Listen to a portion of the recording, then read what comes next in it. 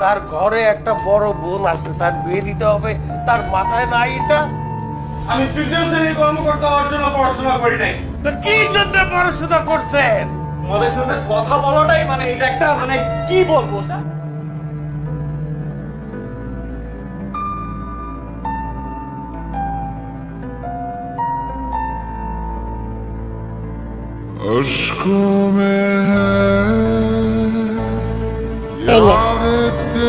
এটা নিয়ে বাইরে কিছু খেয়ে নিস।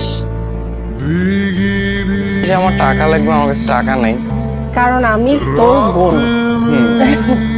এরকম বোন যাতে ঘরে ঘরে হয়। ও রোহান আমার ছোট ভাই, আর ও হচ্ছে শিখা।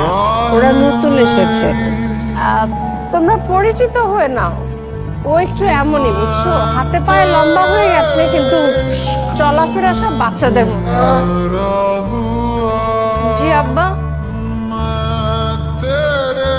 তোমরা দুইরা বিনয়ের সাথে কথা বলবা। আম্মা আমি ওনার সাথে কি কথা বলবো? আমার ওনারে বিরক্ত লাগে। আসসালামু আলাইকুম আপা। ওয়ালাইকুম সালাম। আপা বাড়ি ঘর সব গুছানো হয়ে গেছে? হ্যাঁ প্রায় শেষ। মাছটা কি আপনাদের ফ্রিজে রাখা যাবে? হ্যাঁ যাবে, কেন যাবে না। আচ্ছা আবার আসবো। এই শিখা তুমি বাসায়? হ্যাঁ আসবো।